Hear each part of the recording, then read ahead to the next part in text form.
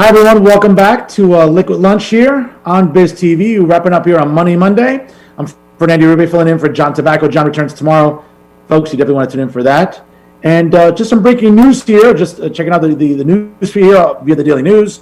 According to Governor Andrew Cuomo, new hospital metrics could mean the end of New York City indoor dining, and that could be just catastrophic, folks, as we all know, for the economy. Now, Governor Cuomo, during his daily COVID briefing, indicated that he's vowed to shut down indoor dining in New York City if the current COVID crisis continues to overwhelm hospitals, and it shows no signs of easing anytime soon.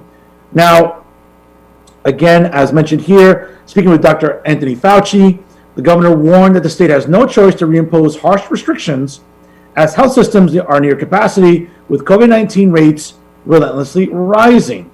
Now, Governor Cuomo has angrily lashed out at some Staten Island residents who are vocally resisting the coronavirus restrictions. The governor said, quote, "Freedom, you mean freedom to die. Congratulations, more people have died." Now, the governor has derided the small borough for going from the lowest rate of COVID-19 to the highest in recent weeks. He trashed the bar owner who used his car to run over a sheriff's officer who was enforcing regulations in Staten Island, as well read about at the Macks Public House. And folks, apparently, according to the governor's office, the restaurant shutdown will take effect as soon as the start of next week in the city, and capacity will be reduced to 25% in most upstate regions unless the state starts to flatten out the curve before then. The governor also went on to say he is taking the new action in response to updated guidance from the Centers of Disease Control and Prevention. If I see a different situation, I'm going to change. Well, folks, this is the problem with Governor Cuomo. Obviously, says one thing and then does another. When it comes to BLM, Antifa, and anyone looking to disrupt, guess what? The governor doesn't have a problem with them, but when it comes to small business owners, yes, let's engage in vitriol against those people. Typical hypocrisy from the left, folks, and it doesn't seem to be going away anytime soon. Folks, joining us right now here, we're able to get her back on the show. Jenny Cuevas here, a favorite here on Liquid Lunch. Jenny, how are you? Hello, how are you? I'm good. It's good to have you back on. Thank you for your patience. I know we had you on at the bottom of the last hour. Definitely have you back on. Jennifer, I'm seeing what's going on this past weekend, and I know that John is out there in Staten Island at the Macks Public House raising awareness. It's just really unfortunate what's going on because it seems like COVID-19 has really exhausted the patience of people, and in some instances, it could take a turn for the worse.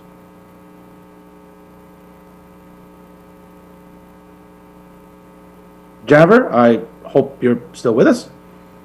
Okay, Jennifer? I'm still with you. Can you hear me? Yes, I can hear you. Yes. How are you? Okay.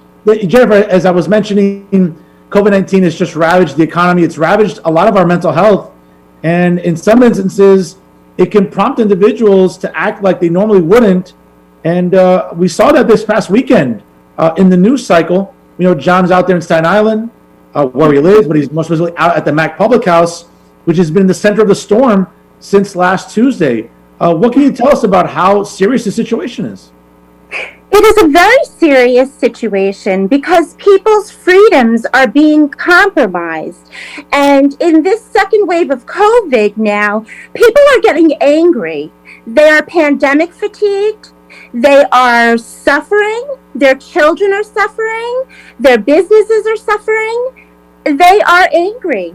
So I think that what you're referring to is that people are starting to see red, and we're starting to see people revolt.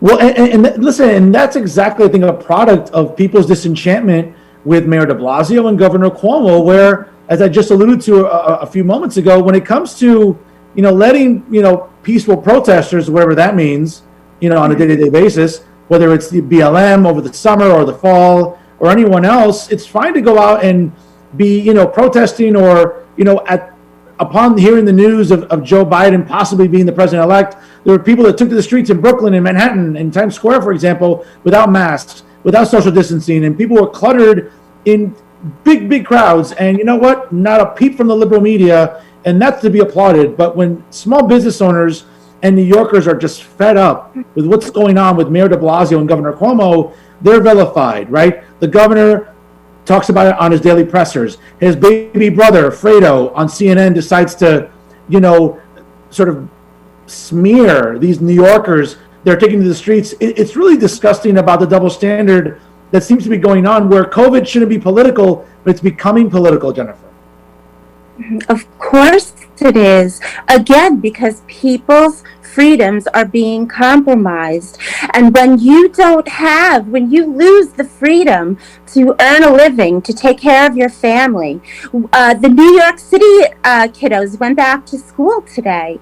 In order for them to even walk through the buildings, they had to have gone in with a consent signed from their parents to be COVID tested randomly. When we lose these freedoms to make our own decisions, we get angry. We take a toll. It takes a toll, and I do believe within the disaster mental health framework. Jennifer, I'm still here. Okay. Yes. No. I can hear you and see you.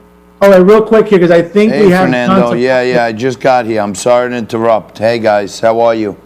Hey, John, how are you, sir? Hi. Hey, hi, Jen. Thank you so much. Hey, guys, thanks for tuning in. Fernando, you are the man for stepping up. Thank you so much. Thank you, John. And Jen coming up last minute to talk about some serious stuff. But I just got back home to my studio. I was swamped by the press there. I'll be on Newsmax in 15 minutes at 2:15. But what people in America need to know is we are watching the corruption of government go after the little man like has never been seen before. This is a political ambush. I was personally an eyewitness. I wasn't allowed to say anything yesterday, but I was an eyewitness to the whole thing. These were untrained people from the sheriff's department. There were over 20 of them there. They couldn't get the guy with 20 people, and then they're alleging now that he tried to run someone over. It's more like Dan Presti was running for his life from some people he thought were coming to kill him because he's been getting death threats. And as the truth comes out, Jen, you got to come on tomorrow with me and talk about what drives someone to this. But Fernando, thank you. What I want all of you out there to know, tune into Newsmax at 2:15 for more details. This is the latest breaking story. I have everything. I've seen the whole entire video from start to finish. And you're going to find out that this was a political hit job to try to shut up someone who's standing up to the emperor. I'm sorry, guys. Thank you very much. I'm sorry to cut in, but I just wanted to tell our audience that I'm on top of things. Thank you, John. Appreciate it. Fernando, Jen, we'll see you tomorrow there. Thank you so much, Jen. Thank you. And all you out there, just keep the faith. I'm fighting hard, certainly against the king of Staten Island and certainly against the kings of New York and New York City. So Newsmax, 15 minutes. You'll get some late-breaking info. Thank you. John, thanks for joining us here. Jennifer, we'll see you tomorrow. And Fernando, I guess